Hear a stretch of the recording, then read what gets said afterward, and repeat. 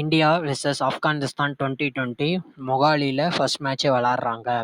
ஏற்கனவே India squad வந்து அறிவிச்சிட்டாங்க. India ஸ்குவாடில் வந்து ரோஹித்தும் கோலியும் வந்துட்டாங்க.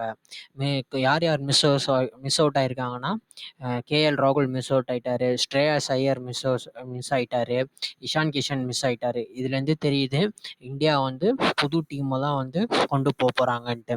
இந்த ஸ்குவாட்லேருந்து தான் மேக்ஸிமம் வந்து வேர்ல்டு கப் ஸ்குவாடு போகும் ஜூன் மாதம் நடக்கிற 2020 வேர்ல்ட் கப்புக்கு. அதில் இந்த ஸ்குவாடு வந்து மேக்ஸிமம் கன்ஃபார்ம் ஆயிடுச்சு, இந்த டீம் தான் இருக்க போகுதுன்ட்டு. கேஎல் ராகுலுக்கு வந்து 2020 ஸ்குவாடில் வாய்ப்பு கிடைக்கல. அதே மாதிரி தான் ஸ்ரேயாஸ் ஐயருக்கும் கிடைக்கல, இஷான் கிஷனுக்கும் கிடைக்கல. ஒருவேளை இஷான் கிஷனுக்கு பதிலாக ரிஷப் பந்த் ஐபிஎல் நல்லா விளாண்டாருன்னா ரிஷப் பந்த் வேர்ல்டு கப்புக்கு வந்துருவாருன்னு நினைக்கிறேன். மற்றபடி ஹார்திக் பாண்டியா இன்ஜூரியில் இருக்கார், அவர் வந்துடுவார். ஜஸ்பிரீத் பும்ராவும் முகமது சிராஜும் வந்து இங்கிலாந்து டெஸ்ட்டுக்காண்டி ரெஸ்ட் கொடுத்துருக்காங்க. அவங்க அந்த வேர்ல்ட் கப் 2020 ஸ்குவாடுக்கு ஆட் ஆயிடுவாங்க. அப்புறமேட்டு முகமது ஷமியும் ஆட் பண்ணிடுவாங்க. முக்கால்வாசி வேர்ல்ட் கப்போட 2020 ஸ்குவாடு வந்து ஃபைனல் ஆயிடுச்சு இந்த இந்த ஆப்கானிஸ்தான் சீரியஸ் ஸ்குவாடை வச்சு.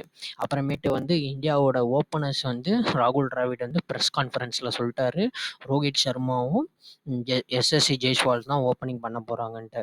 அப்போ சுப்மான் கில் வந்து தேர்டு ஓப்பனராக தான் கூட்டிகிட்டு போகிறாங்க. அப்போ வந்து சுப்மான் கில்லுக்கு வந்து ஏன்னா அவர் சவுத் ஆஃப்ரிக்காலையும் டெஸ்ட்லேயும் பெர்ஃபார்ம் பண்ணல, 2020லையும் அவர் பெர்ஃபார்ம் பண்ணல. அப்போ ஜெய்ஸ்வால் வந்து 15 அடித்தார் சவுத் ஆஃப்ரிக்கா 2020ல். அதனால் ஜெய்ஸ்வாலுக்கு தான் அதிக சான்ஸ் இருக்குது. ஏன்னா டிராவிடும் கன்ஃபார்ம் பண்ணிட்டாரு, ரோஹித் சர்மாவும் எஸ்எஸ்சி ஜெய்ஸ்வால் தான் ஓப்பனிங் விளாடுவாங்கன்ட்டு ப்ரெஸ் கான்ஃபரன்ஸில். அதனால் இந்தியாவோட நம்பர் 3 வந்து விராட் கோலி வந்துருவார். விராட் கோலி வந்து ஃபஸ்ட்டு 2020 வந்து விளாட மாட்டாராம். அவர் வந்து பர்சனல் ரீசன்னால ஃபஸ்ட்டு 2020 விளாட மாட்டார். அப்போ ஃபஸ்ட்டு 2020 வந்து சுப்மான் கில் ஆடுவார். ஏன்னா விராட் கோலி விளாடுறதுனால சுப்மான் கில் ஆடுவார். இப்போ வந்து ஹெவி காம்படிஷன் யாருக்கு இருக்குன்னா, சஞ்சு சாம்சன்னா ஜித்தேஷ் சர்மாவான்னு தெரியல விக்கெட் கீப்பிங் ஸ்லாட்டுக்கு. ஏன்னா விக்கெட் கீப்பிங் ஸ்லாட்டை பொறுத்தவரையும் சவுத் ஆஃப்ரிக்கா 2020 சீரீஸில் ஜித்தேஷ் சர்மா வந்து பேட்டிங்கில் வந்து அவ்வளோவா பெர்ஃபார்ம் பண்ணலை. ஆனால் அவருக்கு பேட்டிங் சான்ஸ் கிடைக்கல.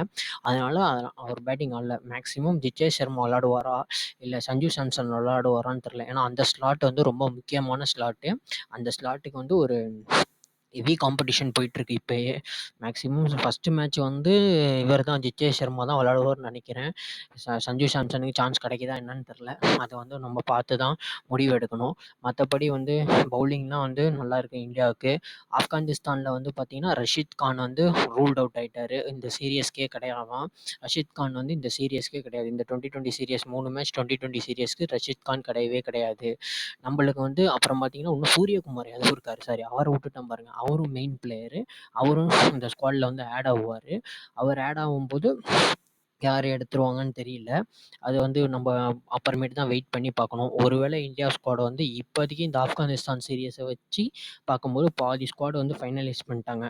இன்னும் உள்ளே வர வேண்டியது வந்து 5 பேர் தான். இன்னும் ஹார்திக் பாண்டியா, ஜஸ்பிரீத் பும்ரா, முகமது சிராஜ், முகமது ஷமி, அப்புறம் சூரியகுமார் யாதவ். இவங்க 5 பேர் வந்துட்டாங்கன்னா இந்தியா ஸ்குவாட் வந்து ஃபுல் ஸ்ட்ரென்த் ஸ்குவாட் ஆயிரும். அதில் வந்து எந்த மாற்றமும் இருக்காது. மற்றபடி இந்தியாவோட ஸ்குவாட் வந்து நல்ல ஸ்ட்ராங்காக இருக்குது. அதில் எந்த மாற்றமும் கிடையாது.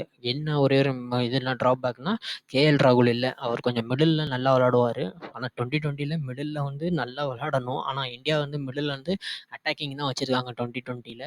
பார்ப்போம் இந்த ஆப்கானிஸ்தான் சீரியஸில் யார் மிடில் ஆர்டர் நல்லா. ஏன்னா ரிங்கு சிங் இருக்கார் நல்லா மிடில் ஆர்டரில். அப்புறம் வந்து சூரியகுமார் யாதவும் இருக்கார் மிடில் ஆர்டர் 2020ல். அதனால் கேஎல் ராகுலுக்கு வந்து இந்த 2020 டீமில் வந்து ஸ்பாட்டில் இடம் கிடைக்கல. மற்றபடி கேஎல் ராகுலும் ரொம்ப ஃபென்டாஸ்டிக் பிளேயர் தான். பார்ப்போம் இந்த 2020 இப்படி எடுத்துகிட்டு போகிறாங்க. மேக்ஸிமம் ஃபைனல்ஸ் ஆயிடுச்சுங்க. ஜூன் மாதம் விளையாட போகிற 2020 வேர்ல்டு கப்புக்கு இதான் ஸ்குவாடுன்னு தெரிஞ்சு போயிடுச்சு. ரோஹித் சர்மா தான் மறுபடியும் கேப்டன் பண்ண போகிறார் இந்தியாவுக்கு.